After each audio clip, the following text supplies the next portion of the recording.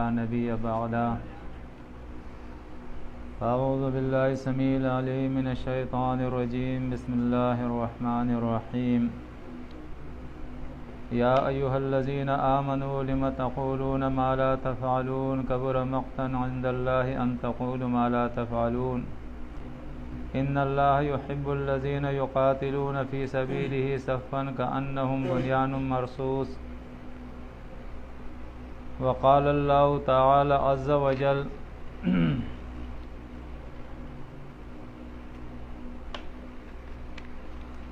يا أيها الذين آمنوا هل أدلكم على تجارة تنجيكم من عذاب أليم تؤمنون بالله ورسوله وتجاهدون في سبيل الله بأموالكم وأنفسكم ذلكم خير لكم إن كنتم تعلمون.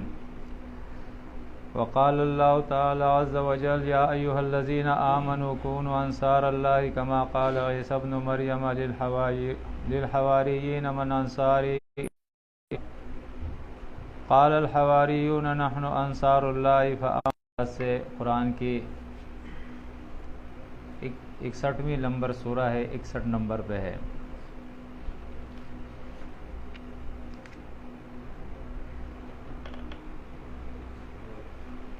وقت نازل ہوئی ہے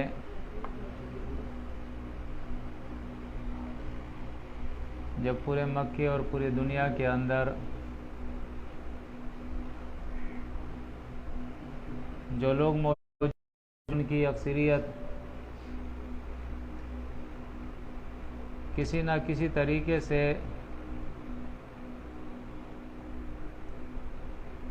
اپنے آپ کو دین پر سمجھتے تھے.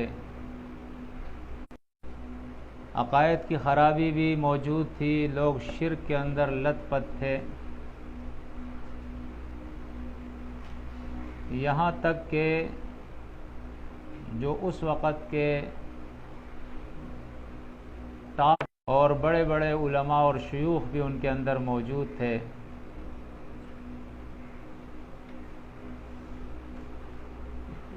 لیکن ان دونوں کا بھی عقیدہ یہی تھا کہ یہودی عزیر علیہ السلام کو اللہ کا بیٹا گردانتے تھے اور نصرانی عیسیٰ علیہ السلام کو اللہ کا بیٹا گردانتے تھے، اور پھر اپنے اس شرک کے اندر اتنے آگے بڑھ گئے تھے کہ نصرانیوں نے یہاں تک کفر کا کلمہ کہا وقال الذین کفروا ان اللہ هو المسیح ابن مریم. اللہ فرماتا ہے کہ یہ کافر کہتے ہیں نصرانی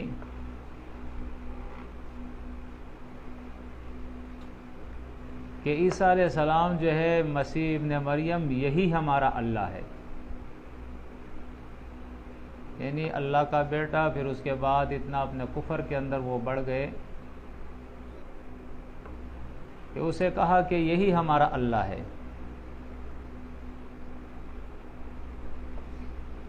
اس کے علاوہ جتنے بھی شرک کے اقسام تھے، تعویذ اور گنڈا، جادو اور منتر، ٹونے اور ٹوٹکے، پیری اور مریدی، درگاہوں اور آستانوں کی پوجا پاٹ،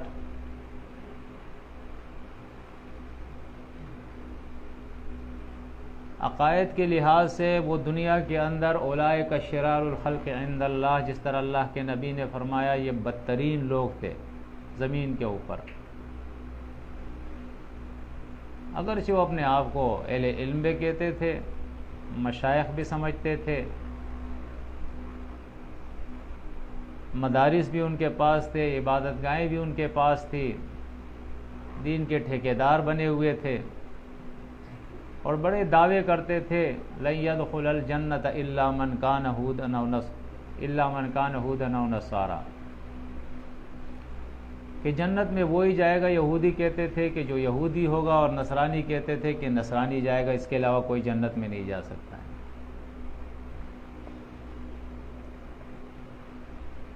اور ان کا یہ دعویٰ تھا کونوا ھودا او نصارا تہتدوا. یہودی کہتے تھے کہ ہدایت چاہیے تو یہودی بن جاؤ، نصرانی کہتے تھے ہدایت چاہیے تو نصرانی بن جاؤ. وَيَحْسَبُونَ أَنَّهُمْ يُحْسِنُونَ صُنْعًا، جو کچھ وہ کر رہے تھے وہ یہ سمجھ رہے تھے کہ ہم اچھا کر رہے ہیں، یہی اچھا ہے۔ وَيَحْسَبُونَ أَنَّهُمْ مُهْتَدُونَ، اور ان کا یہ خیال تھا کہ ہم ہدایت کے اوپر ہے، بس مرنا ہے اور جنت میں چلے جائیں گے۔ اعمال کی خرابیاں ان کی اتنی تھی کہ غیرت کے نام پہ اپنی لڑکیوں کو زندہ زمین میں درگو کر دیا کرتے تھے کہ کل کوئی ہمارے گھر پہ آئے گا اور رشتہ مانگے گا تو اس سے بہتر یہ ہے کہ اس کو ابھی سے ختم کر دو۔ گمراہی ان کی اتنی اس حد تک بڑھ گئی تھی کہ مشرکین مکہ جب وہ حج کا طواف کرتے تھے تو برہنہ ننگے ہو کر وہ طواف کرتے تھے، اور وہ یہ سمجھتے تھے کہ ہم نیکی کر رہے ہیں، کیونکہ یہ جو لباس ہمارا ہے اس میں ہو سکتا ہے حرام کا پیسہ ہو، اس لباس میں ہم نے گناہ کیے ہو، تو کپڑے اتار کے برہنہ کرتے تھے، یا قریش کو انہوں نے یہ اعزاز دیا ہوا تھا کہ جو قرشی ہوگا وہ جو ہے کپڑوں کے ساتھ طواف کر سکتا ہے، یا قرشی جو ہے اپنا کپڑا کسی کو دے گا تو وہ کپڑا پہن کے جو ہے وہ طواف کر سکتے ہیں۔ یہ ایک سکہ منوایا تھا انہوں نے کہ مشرکین مکہ کا حال ہے۔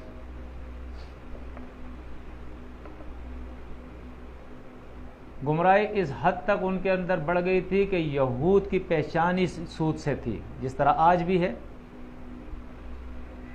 زنا، بے حیائی، فحاشی، جوا، منشیات، یہ ساری چیزیں عام ہو گئی تھی۔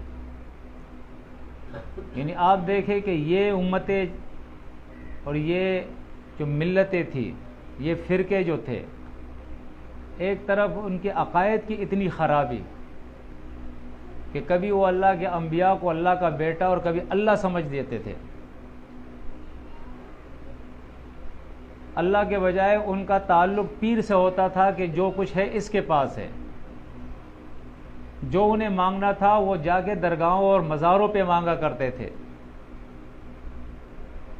جو کتابیں اللہ نے ان کو دی تھی اس پر عمل کرنے کے بجائے ان کو گلے میں لٹکا کے تعویذ بنا دیا تھا انہوں نے۔ اور اعمال کی خرابیاں اتنی ان کے اندر بڑھ گئی تھی کہ کوئی گناہ کبیرہ ایسا نہیں تھا جو ان کے اندر نہیں تھا۔ لوگوں کے مالوں پہ ناجائز قبضے کرنا، لوگوں کو ناجائز قتل کرنا، جوا کرنا، منشیات کا استعمال کرنا، ہر برائی ان کے اندر موجود تھی۔ لیکن ان کے علماء ان سے یہ کہتے تھے کہ کوئی بات نہیں، آپ سے گناہ ہو جاتے ہیں، آپ آ جائے چندے کی پیٹی میں چندہ ڈال دے، بس بات ختم ہے، کوئی مسئلہ تھوڑی، اللہ کے گناہوں کو معاف کر دے گا۔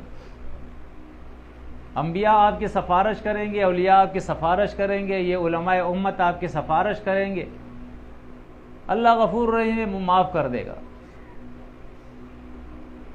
ان حالات میں کہ بے دینی جو ہے اس نے دین کا لبادہ جو ہے وہ زیب تن کر دیا تھا، لیبل انہوں نے اپنے اوپر دین کا لگایا تھا، اسلام کا لگایا تھا، اور اس کے پیچھے ہر برائی کو انہوں نے چھپا کے رکھا تھا۔ ایسے حالات میں نبی کریم صلی اللہ علیہ وسلم کو اللہ نے بھیجا ہے اور دعوت کا آغاز یا ایھا الناس قولوا لا الہ الا اللہ سے کی ہے انہوں نے، کیونکہ یہ بنیاد ہے۔ جب یہ بات سمجھ میں آ جائے گی لا الہ الا اللہ، تب ساری خرابیاں ختم ہوگی۔ جب تک یہ سمجھ میں نہیں آئے گی بات، اس وقت تک خرابیاں ختم نہیں ہو سکتی ہے۔ ایک عالم جس کا کام یہ تھا فَاسْأَلُوا أَهْلَ الذِّكْرِ إِن كُنتُمْ لَا تَعْلَمُونَ، آپ اس سے صرف مسئلہ معلوم کر سکتے کہ اللہ نے کیا فرمایا، رسول نے کیا فرمایا ہے۔ اس کا اپنا کوئی فتویٰ نہیں ہوتا ہے، کوئی فیصلہ نہیں ہوتا ہے، اس کا کوئی اپنا حکم نہیں ہوتا ہے۔ لیکن جب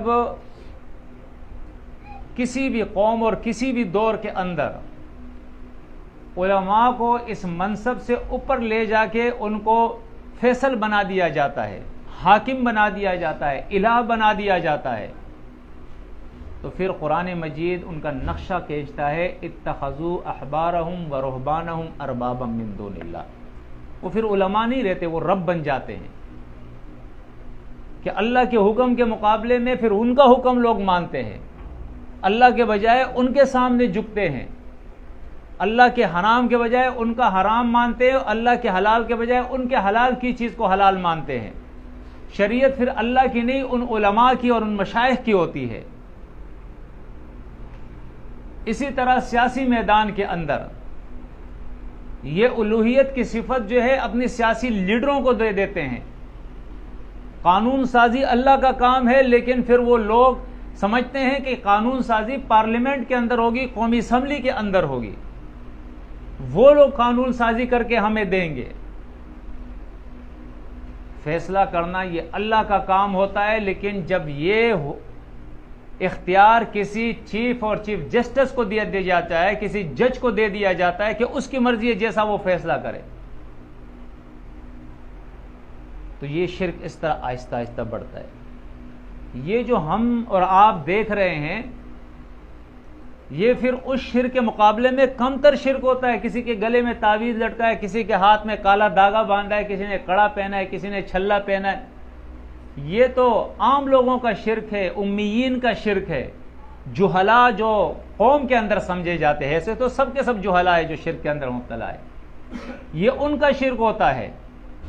جو پڑھے لکھے، جو لیڈرشپ کے لوگ ہوتے ہیں، جو علماء ہوتے ہیں، ان کا شرک تو یہ ہوتا ہے کہ وہ اللہ کے منصب پہ اپنے آپ کو بٹھا دیتے ہیں، اللہ کے بجائے اپنا سکہ اور اپنا حکم لوگوں سے منواتے ہیں۔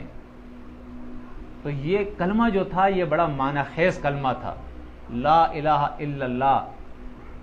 اس کو سمجھ رہے تھے لوگ کہ یہ کیا کہہ رہے ہیں محمد صلی اللہ علیہ وسلم، لا الہ الا اللہ۔ انہیں معلوم تھا کہ اس کے بعد کسی جنرل کرنل کے پاس کوئی اختیار نہیں رہے گا، کسی عدالت کے پاس کوئی اختیار نہیں رہے گا، کسی مولوی کے پاس کوئی اختیار نہیں رہے گا، کسی پیر کے پاس کوئی اختیار نہیں رہے گا، کسی پارلیمنٹ اور کسی اسمبلی کے پاس قانون سازی کا اختیار نہیں رہے گا۔ ان الحکم الا للہ، اب فیصلے صرف اللہ کرے گا۔ حاجت روا ایک ہی ہوگا، مشکل کشا ایک ہی ہوگا، داتا ایک ہی ہوگا، بندے پرور ایک ہوگا، غریب نواز ایک ہوگا، بگڑیا بنانا والا ایک ہی اللہ ہوگا۔ وہ اس کلمے کو سمجھ رہے تھے، اسی وجہ سے انہوں نے مخالفت کی ہے، اوپر سے لے کر نیچے تک سب نے مخالفت کی ہے۔ اس کلمے کا مقصد ہی یہ ہوا تھا لنخرج العباد من عبادت العباد، کہ لوگوں کو لوگوں کی بندگی سے نکال کے اللہ کی بندگی میں ڈالا جائے۔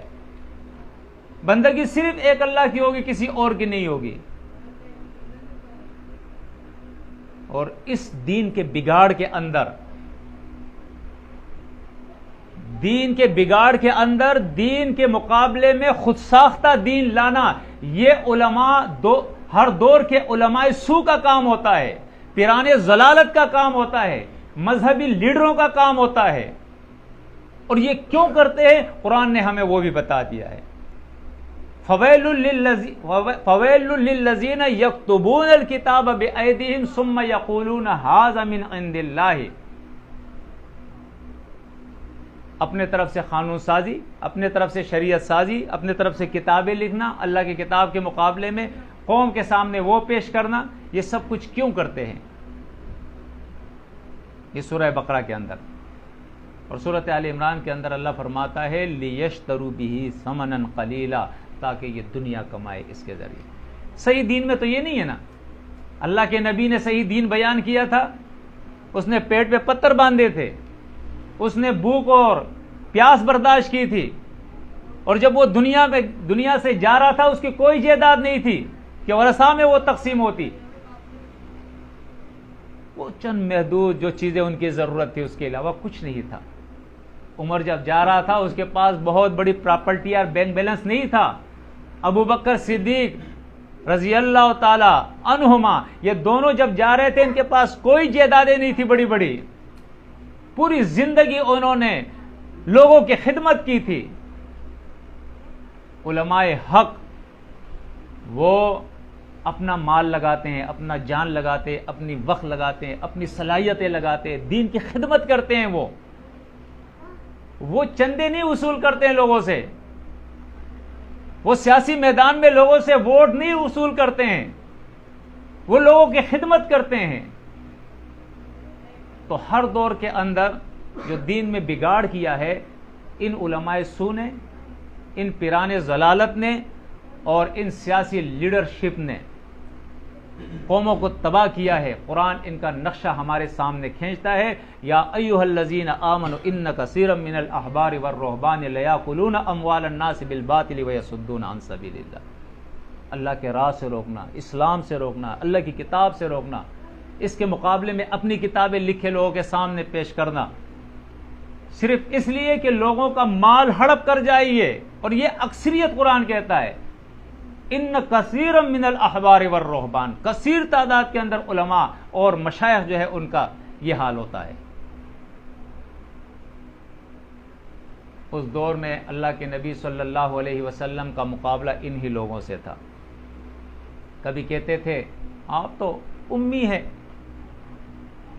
کبھی کہتے تھے آپ تو کل کے بچے ہیں، کبھی کہتے تھے آپ کے پاس کوئی آتا ہے جو یہ پٹیاں پڑھا پڑھا کر آپ کو دیتا ہے، آپ کو کیا پتا ہے. کبھی مناظرے کے لیے آ جایا کرتے تھے، کبھی مباحثے کے لیے آ جایا کرتے تھے، کبھی حملے کے لیے آ جایا کرتے تھے. اور آپ دیکھ رہے ہیں کہ سینکڑوں کی تعداد میں جنگیں ہوئی ہیں، اسی مسئلے پہ ہوئی ہے کہ صحیح دین، ملاوٹ سے پاک دین، الا للہ الدین الخالص، خالص دین لوگوں کے سامنے پیش کیا جائے. یہ ان کی ذمہ داری تھی. اب قرآن مجید ان آیات کے اندر ان لوگوں کو مخاطب کرتا ہے جن لوگوں نے اس دعوت پر لبیک کی ہے، کہی ہے اور نبی کریم صلی اللہ علیہ وسلم کے پاس آئے ہیں. فرمایا یا ایھا الذین آمنوا لم تقولون ما لا تفعلون کبر مقتا عند اللہ ان تقولوا ما لا تفعلون. اے ایمان والو، تم وہ کیوں کہتے ہو جو کرتے نہیں ہو. اللہ کے نزدیک بڑے غصے کی بات ہے کہ تم جو کہتے ہو اور وہ کرتے نہیں ہو. کیوں؟ ایمان صرف یہ نہیں ہے کہ میں اللہ کو مانتا ہوں، ایک مانتا ہوں بس، باقی جو آپ کرے وہ آپ کو اجازت ہے. اسے آپ پہلے دیکھیں، سورہ الممتحنہ ہے، اس کے اندر بیعت کے بارے میں اللہ نے ذکر کیا ہے. یا ایھا النبی اذا جاءک المؤمنات، یہاں مومنات، مومن عورتوں کا ذکر ہو رہا ہے. جب وہ آپ کے پاس آتی ہیں یبایعنک، اور آپ سے بیعت کرتی ہے کہ ہم اسلام قبول کر رہے ہیں، ہم بیعت کرتے ہیں. بیعت کہتے ہیں کس چیز کو؟ بیعت یہ کرتے ہیں اپنے آپ کو اللہ کے حوالے کر دینا، بیچ دینا، اپنے مال کو اللہ کے حوالے کرنا، بیچ دینا، اور اس کے مقابلے میں پھر اللہ ان کو جنت دے گا اس کے بدلے میں. یہ ایک بے ہوتی ہے، ایک سودا ہوتا ہے اللہ کے ساتھ. چونکہ اللہ تو زمین پہ نہیں آتا ہے، تو اللہ رب العزت نے اپنے رسول کو منتخب کیا ہے. یہ بیعت اصل میں اللہ سے ہوتی ہے. تو اب اللہ فرماتا ہے جب یہ مومن عورتیں آپ کے پاس آتی ہے بیعت کرنے کے لیے، الا ان، اس بات کے اوپر، وہ بات کیا ہے؟ لا یشرکن باللہ شیئا، کہ وہ اللہ کے ساتھ کسی چیز کو بھی شریک نہیں کرے گی. بیعت کا پہلا نقطہ جو ہے وہ یہی ہے کہ سب سے پہلے وہ یہ کہے کہ میں اللہ کے ساتھ شرک نہیں کروں گا. اگر وہ شرک کرتا ہے تو ایمان ختم. اس کے بعد آپ دیکھیں، ولا یسرقنا ولا یزنینا ولا یقتلنا اولادہن ولا یأتینا ببہتان یفترینہ بین ایدیہن وارجلہن ولا یعصینک فی معروف فبایعہن واستغفر لہن اللہ ان اللہ غفور رحیم. اللہ فرماتا ہے اور اس بات پہ آپ سے یہ بیعت کرے کہ اس ایمان کے بعد یہ چوری نہیں کریں گے، اس ایمان کے بعد یہ زنا نہیں کریں گے، یہ اپنی اولاد کو قتل نہیں کریں گے، یہ بہتان نہیں باندھیں گے، یعنی اولاد کسی اور کی ہے، نسبت کسی اور کے طرف ہو رہی ہے۔ اور فرمایا ولا یعصینکا، اور نہ یہ ولا یعصینکا، اور نہ یہ نافرمانی کریں گے اے نبی آپ کی، فی معروف، معروف کے اندر، شریعت کے اندر، فبایعہن، تو آپ ان سے بیعت کر لیا کرے، واستغفر لہن اللہ، اور اللہ سے ان کے لیے مغفرت بھی طلب کرے، ان اللہ غفور رحیم، اللہ بخشنے والا اور رحم کرنے والا ہے۔ اب آپ دیکھیں بیعت جو ہے وہ دو چیزوں پر ہے، ایک عقیدے کے معاملے میں کہ وہ اللہ کے ساتھ شرک نہیں کریں گے، دوسرا بیعت جو ہے وہ معصیات کے بارے میں کہ وہ گناہ کا کام بھی نہیں کریں گے۔ تو قرآن مجید کہتا ہے کہ یا ایھا الذین آمنوا لم تقولون ما لا تفعلون کبر مقتا عند اللہ ان تقولوا ما لا تفعلون، تم کیوں وہ بات کہتے ہو جو کرتے نہیں ہو؟ اللہ کے نزدیک بڑے غصے کی بات ہے کہ جو کہتے ہو وہ کرتے نہیں ہو۔ ایمان کے بعد شرک کرنا اللہ بیزار ہے اس سے، ایمان کے بعد گناہ کرنا اس سے بھی اللہ بیزار ہے۔ اب دیکھیں آج بھی ہم جب گئے نا تو مخالفت تو ہماری ہوتی ہے، لیکن ایک شخص نے جو ہمیں بات کہی ہے وہ یہ بھی کہی ہے کہ بھائی ٹھیک ہے لیکن آپ لوگوں کے جو ساتھیوں کے اعمال ہیں نا وہ صحیح نہیں ہے، تو یہ اعتراض نہیں ہونا چاہیے۔ آپ گھر میں ہیں، گھر سے باہر ہے، آپ کا معاملہ اولاد سے ہے، بیوی سے ہے، ماں باپ سے ہے، پڑوسی سے ہے، کسی پارٹنر سے ہے، دوست سے ہے، مسافر کے سفر کے رفیق سے ہے، مجلس کے رفیق سے ہے، ساتھی سے ہے، جماعت کے ساتھی سے ہے، کسی کو آپ سے یہ گلہ شکوہ نہیں ہونا چاہیے کہ یہ ظالم ہے، یہ فراڈی ہے، یہ جھوٹا ہے، یہ دھوکے باز ہے، یہ گلہ شکوہ کسی کو نہیں ہونا چاہیے۔ اگر ہے تو پھر ایمان کس چیز کا ہے؟ اگر ایمان کے بعد بھی آپ جھوٹ بولتے ہیں، ایمان کے بعد بھی آپ زنا کرتے ہیں، ایمان کے بعد بھی آپ چوری کرتے ہیں، ایمان کے بعد بھی آپ نشہ کرتے ہیں، ایمان کے بعد بھی آپ کی منہ سے گالیاں نکلتی ہے، ایمان کے بعد بھی آپ غیبت کرتے ہیں، ایمان کے بعد بھی آپ چغلیاں کرتے ہیں، تو پھر کہاں ایمان رہا؟ آپ دیکھیں سورہ الحجرات جو 49ویں سورہ ہے قرآن مجید کی، یہ پوری سورہ اسی تربیت المومنین کے اوپر ہے کہ مومنین جو ہے ان گناہوں سے اپنے آپ کو بچائے، ایک دوسرے کی غیبت کرنا، کسی کی تجسس کرنا، کسی پر بہتان باندھنا، ایک دوسرے کا مذاق اڑانا کہ جی یہ سندھی ہے، ہو یہ پنجابی ہے، ہو یہ پٹھان ہے، ہو یہ غریب ہے، ہو یہ بیمار ہو گئے، ہو یہ تو لنگڑا ہے، ہو یہ تو ٹنگنا ہے، اوہ یہ اسلام تھوڑی ہے۔ اسلام نے آپ کا سارا تعصب ختم کر دیا، قومی تعصب، لسانی تعصب، فرقہ وارانہ تعصب، خاندانی تعصب، اونچا اور نیچا تعصب، سارے تعصبات ختم کر دیے ہوئے۔ انما المؤمنون اخوۃ، آپ کو بھائی بنا دیا ہے، ایک صف میں آپ کو کھڑا کر دیا ہے، آپ کو انصاف کا حکم دیا ہے۔ اب آپ بیوی سے انصاف کریں گے، یہ نہیں کہ آپ بیوی کو دبا کے رکھیں گے، غلام بنائیں گے۔ آپ کے بچوں کا آپ پہ حق ہے وہ ادا کریں گے، ان کی اسلامی تربیت کریں گے، ان کے کھانے پینے کا، ان کے لباس کا، ان کی تعلیم کا، یہ سارے آپ کے اوپر ذمہ داریاں ہیں۔ آپ کے پڑوسی کا آپ کے اوپر حق ہے، آپ کے یہاں کوئی مہمان آ جاتا ہے، مسافر آ جاتا ہے، ان کا حق ہے، آپ کے علاقے کے اندر غربا ہے، مساکین ہے، ان کا آپ کے اوپر حق ہے۔ اسلام یہ صرف زبان کا دعویٰ نہیں ہے۔ نبی کریم صلی اللہ علیہ وسلم جب میدان میں اترے ہیں، انہوں نے اپنے کردار سے، اپنے سیرت سے ثابت کیا ہے۔ اس لیے حدیث میں آتا ہے، عائشہ صدیقہ رضی اللہ تعالی عنہا سے پوچھا گیا کہ اے اللہ کے نیک بندی یہ بتا دے کہ نبی کی سیرت کیا ہے، اس کا اخلاق کیا ہے، اس کا کردار کیا ہے، تو جواب میں اس نے یہی کہا کہ کیا تو نے قرآن نہیں پڑھا ہے؟ یہ چلتے پھرتے قرآن تھے محمد صلی اللہ علیہ وسلم۔ ایک تو وہ پرویزیوں والا قرآن ہے نا، جو قرآن پہ عمل نہیں کرتے، صرف بحث مباحثے کرتے ہیں، دعوے کرتے ہیں جی ہم صرف قرآن کو مانتے ہیں، فکر قرآن والے ہیں۔ باقی ان کی زندگی میں قرآن آپ کو نظر نہیں آئے گا. 100% اپنے دعوے کے اندر وہ جھوٹے ہیں. ایک قرآن، اہل قرآن، فکر قرآن والے وہ اللہ کے نبی اور صحابہ ہے جو چلتے پھرتے قرآن تھے. وہ سچ بولا کرتے تھے، جھوٹ سے نفرت کیا کرتے تھے.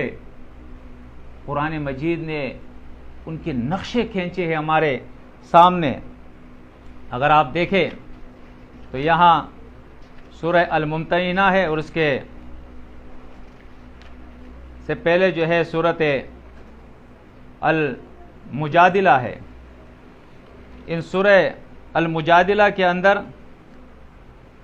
اور سورۃ الممتحنہ کے اندر، سورہ المجادلہ دیکھیں اس کے اندر اللہ کیا فرماتا ہے، لا تجد قوما یؤمنون باللہ والیوم الآخر یوادون من حاد اللہ ورسولہ ولو كانوا آباءهم وابناءهم او ابناءهم او اخوانهم او عشیرتهم اولئک كتب في قلوبهم الایمان وأیدهم بروح منہ. اللہ فرماتا ہے کہ وہ لوگ جو ایمان لائے ہیں ان کو آپ ایسا نہیں پاؤ گے کہ وہ ایسے لوگوں سے دوستیاں کرے جو اللہ اور رسول کا دشمن ہو. آپ کی دوستی پھر کسی اللہ کے دشمن سے نہیں ہونی چاہیے. آپ کے رشتے اللہ کے دشمن سے نہیں ہونے چاہیے. آپ کی دلی محبت اللہ کے دین اور اللہ کے دشمن سے نہیں ہونے چاہیے. آپ کی محبت، آپ کی دوستی، آپ کا تعلق، آپ کا اخلاص، یہ سارے پھر مومنوں کے ساتھ ہونے چاہیے. ہاں سب کے ساتھ آپ اچھا کریں، اچھے سے کوئی منع نہیں کرتا ہے، لیکن دلی دوستی وہ صرف مومنین سے ہونی چاہیے. یہ اللہ فرماتا ہے جب تک یہ معیار نہیں ہوگا ایمان کا اس وقت تک ایمان قبول نہیں. وَلَمْ يَتَّخِذُوا مِن دُونِ اللَّهِ وَلَا رَسُولِهِ وَلَا الْمُؤْمِنِينَ وَلِيجًا. آپ کا دلی دوست اللہ، رسول اور مومن ہونا چاہیے بس. تو یہاں اللہ فرماتا ہے کہ پھر تم نہیں پاؤ گے ایسے لوگوں کو کہ جو ایمان لے آئے اللہ پر، آخرت پر، پھر وہ محبت کرے ان لوگوں سے جو اللہ اور رسول کا دشمن ہو، اگرچہ ان کے باپ ہو، اگرچہ ان کے بیٹے ہو، اگرچہ ان کے بہن بھائی ہو، اگرچہ ان کے خاندان کے لوگ ہو. اولئک کتب فی قلوبہم الایمان.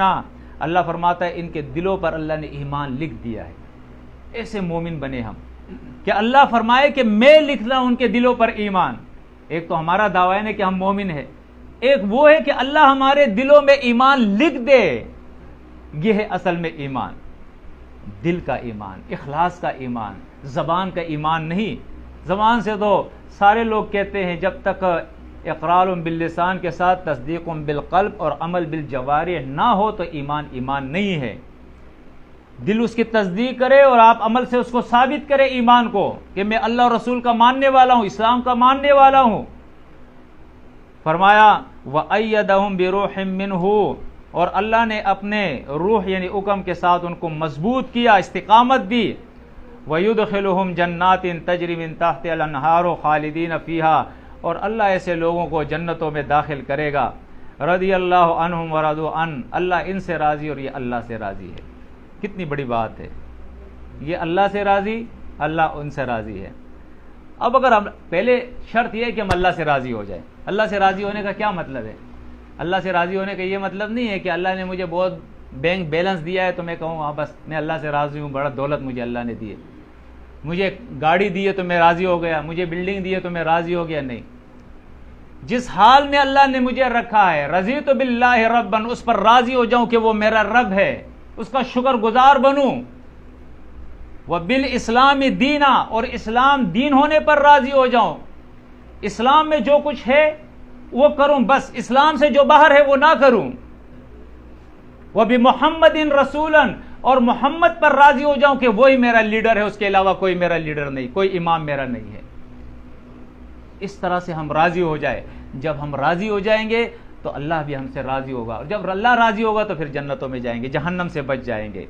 تو دیکھیں یہ اللہ رب العزت نے ہمارے سامنے یہ نقشہ کھینچا ہے کہ ایمان صرف زبان کا دعویٰ نہیں ہے، ایمان صحیح العقیدہ، صحیح اعتقاد اور ایمان صحیح اعمال کا نام ہے کہ ہمارا عقیدہ بھی صحیح ہو اور ہمارے اعمال جو ہے وہ بھی صحیح ہو جائے. تو اس صورت کے اندر اب یہ ہمیں قرآن مجید جو ہے خطاب کرتا ہے اگرچہ یہ قرآن نبی کریم صلی اللہ علیہ وسلم کے دور میں نازل ہوا ہے، اس کے مخاطب آپ صلی اللہ علیہ وسلم اور صحابہ کرام ہے، لیکن قیامت تک یہ کتاب ہے۔ آج بھی جو ایمان کا دعویٰ کر رہا ہے اس سے قرآن کہتا ہے یا ایھا الذین آمنوا لم تقولون ما لا تفعلون، اے ایمان والو وہ بات کہتے کیوں وہ جو تم نہیں کرتے ہو۔ ابھی ہم گشت پہ جاتے ہیں، لوگوں سے کہتا ہے نا کہ اللہ کا حکم مانو، اللہ کی بات مانو، کہتے یا نہیں کہتے؟ اللہ کے ساتھ شرک نہ کرو۔ جب لوگوں سے کہتے ہیں، لوگوں کو جہنم سے ڈراتے ہیں، لوگوں کو جنت کے لالچ دے رہے ہیں، امیدیں دے رہے ہیں، تو پھر ہمیں خود کیا ہو جاتا ہے کہ وہاں سے آتے ہیں اپنے گھر کے اندر، کاروبار میں، بیوی بچوں کے اندر، جو ہماری خواہش، جو ہمارا نفس ہم سے کہتا ہے ہم وہی کرتے ہیں۔ تو یہ شرک نہیں ہے کیا؟ ارأیت الذی من اتخذ الہہ ہوا، قرآن کہتا ہے اس شخص کو تو نے دیکھا ہے جس نے اپنے خواہش نفس کو الہ بنایا ہے، اللہ کی بات نہیں مانتا ہے، اللہ کی کتاب کی، اللہ کے رسول کی بات نہیں مانتا ہے، جو دل کہتا ہے وہی مانتا ہے۔ تو فرمایا اللہ کے نزدیک یہ بڑی غصے کی بات ہے۔ ایک دوسری آیت جو میں نے آپ کے سامنے تلاوت کی تھی وہ بھی ایمان والوں سے خطاب ہے، یا ایھا الذین آمنوا هل ادلکم علی تجارۃ تنجیکم من عذاب علیم، اے ایمان والو تم وہ بات کیوں کہتے، اے ایمان والو کیا تمہیں میں بتاؤں؟ نہیں وہ مجھے ٹائم دیکھ رہا ہوں، ٹائم کیا ہو رہا ہے جی؟ کتنے؟ 7 منٹ آ رہی۔ اے ایمان والو میں تمہیں وہ تجارت بتاؤں تنجیکم من عذاب علیم، جو تمہیں عذاب علیم سے بچا دے، دنیا میں بھی آخرت میں بھی۔ اصل عذاب تو آخرت کا ہی ہے نا، لیکن دنیا میں بھی عذابات ہوتے ہیں۔ اب دیکھیں، ایک ہے مومن، ایک ہے کافر اور مشرک۔ قرآن مجید ایک عام اصول بیان کر رہا ہے، وَمَنْ أَعْرَضَ عَنْ ذِكْرِي فَإِنَّ لَهُ مَعِيشَةً ضَنْكًا وَنَحْشُرُهُ يَوْمَ الْقِيَامَةِ أَعْمَىٰ، جو میرے کتاب نصیحت سے منہ پھیرے گا اس کی معاش میں تنگ کر دوں گا، اس کی زندگی پریشان کر دوں گا، اور آخرت میں اس کو اندھا کر کے اٹھاؤں گا۔ اب اگر ایک مشرک کافر بھی پریشان ہے دنیا میں اور میں بھی پریشان ہو جاؤں تو کوئی فرق رہے گا؟ مجھے تو مطمئن ہونا چاہیے نا۔ مطمئن اس لیے میں نہیں ہوں کہ میرا تعلق اللہ کی کتاب کے ساتھ نہیں ہے۔ میرے بھائیوں، اللہ کی کتاب سے اپنا تعلق جوڑے، یہ مومن کی صفت ہے۔ والذین یمسکون بالکتاب، یہ کتاب کے ساتھ، اللہ کی کتاب کے ساتھ تعلق رکھتے ہیں۔ یہ ہم اپنی زندگی کا معمول بنا دے کہ صبح ہو یا شام، 2 ٹائم یا 1 ٹائم، روزانہ قرآن کا مطالعہ ترجمے کے ساتھ، تدبر کے ساتھ کرے۔ اس کا فائدہ کیا ہوگا؟ یہ کتاب شفا ہے۔ یہ کون سی کتاب ہے؟ 3 جگہ اللہ نے، سورہ یونس، سورہ بنی اسرائیل، سورہ حامیم سجدہ، 3 جگہ اللہ نے اس کتاب کو کتاب شفا کہا ہے۔ جب ہم بیمار ہوتے ہیں ڈاکٹر کے پاس جاتے ہیں یا نہیں؟ اسی طرح جب ہم پریشان ہیں، ہماری زندگی کے اندر مسئلے مسائل آتے ہیں، بہت کچھ آتا ہے ہماری زندگیوں میں، جب قرآن کو ہم اپنا مطالعہ بنائیں گے، اس کے ساتھ ہمارا تعلق ہوگا، تو آپ یقین جانیں ہمیں یہ پھر انتظار نہیں ہوگا کہ سال میں ایک پروگرام ہوگا، کوئی تقریر کرے گا تو میری اصلاح ہوگی، ہفتے میں ایک تقریر ہوگی تو میری اصلاح ہوگی، مجھے شفا ملے گی۔ روزانہ آپ کو موقع ملے گا، آپ ڈاکٹر صاحب کی دکان پہ روزانہ جائیں گے اور ڈاکٹر صاحب آپ کو خود بتائے گا، آپ کو پوچھنا بھی نہیں پڑے گا، یہ خود بتائے گا آپ کو، یہ ایسا ڈاکٹر ہے کہ تمہارے اندر یہ بیماری ہے اور اس کا یہ علاج ہے۔ یہ اس قرآن کا اعجاز ہے۔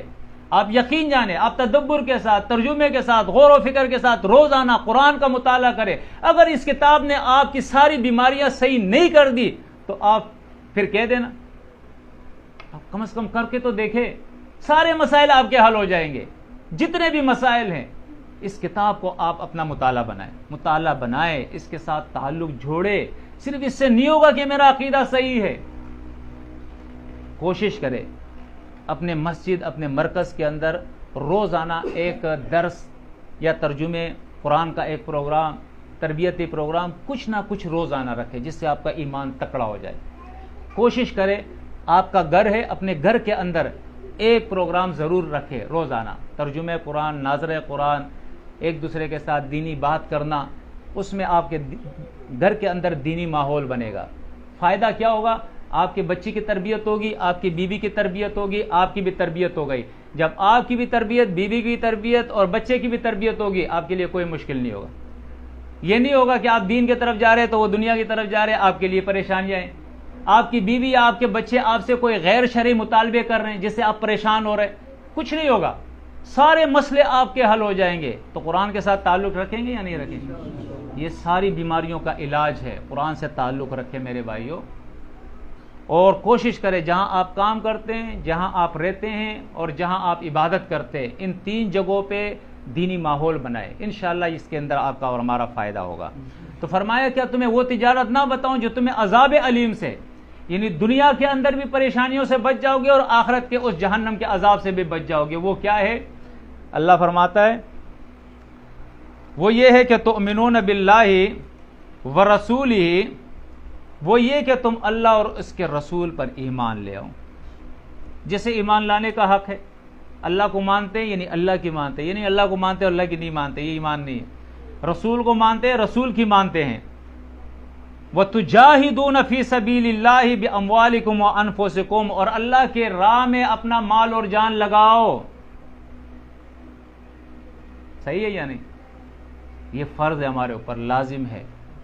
قرآن کہتا ہے انما المؤمنون الذین آمنوا باللہ ورسولہ ثم لم یرتابوا وجاہدوا باموالہم وانفسہم واولئک هم الصادقون، سورۃ الحجرات کے اندر یہ آیت ہے۔ بے شک مومن وہ ہے جو اللہ اور رسول پر ایمان لائے، ایمان کے بعد وہ شک نہیں کرتے ہیں۔ شک کیسا نہیں کرتے؟ پھر مال اور جان لگاتے ہیں دین کے لیے۔ اگر آپ نہ جان لگا رہے نہ مال لگا رہے، اس کا مطلب ہے آپ کو شک ہے کہ یہ تحریک حق ہے یا نہیں ہے، یہ دین کی بات ہے یا نہیں ہے، اس سے اللہ راضی ہوگا یا نہیں، اس سے مجھے جنت ملے گی یا نہیں، جہنم سے بچ جاؤں گا یا نہیں۔ آپ شک کے اندر ہے، ارتداد کے اندر ہے، ارتاب کے اندر ہے، تردد کے اندر ہے۔ اگر شک نہیں ہے تو پھر اخلاص کے ساتھ جان بھی لگائے اور مال بھی لگائے۔ اسی بات کو آگے قرآن مجید کی 3ری آیت جو میں نے تلاوت کی اس کے اندر کہا، یا ایھا الذین آمنوا کونوا انصار اللہ کما قال عیسی ابن مریم للحواریین من انصار الی اللہ قال الحواریون نحن انصار اللہ۔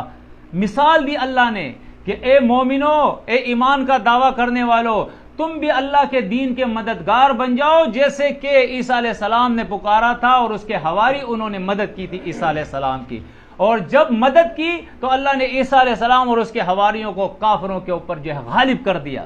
اور یہ وعدہ اسی صورت صف کے اندر اللہ نے کیا ہے، والذی ارسل رسولہ بالہدی والدین الحق لیظہرہ علی الدین کلہ ولو کرہ المشرکون۔ اللہ اس دین کو غالب کیا اس نے اور غالب کرتا رہے گا قیامت تک، اللہ کا یہ وعدہ ہے۔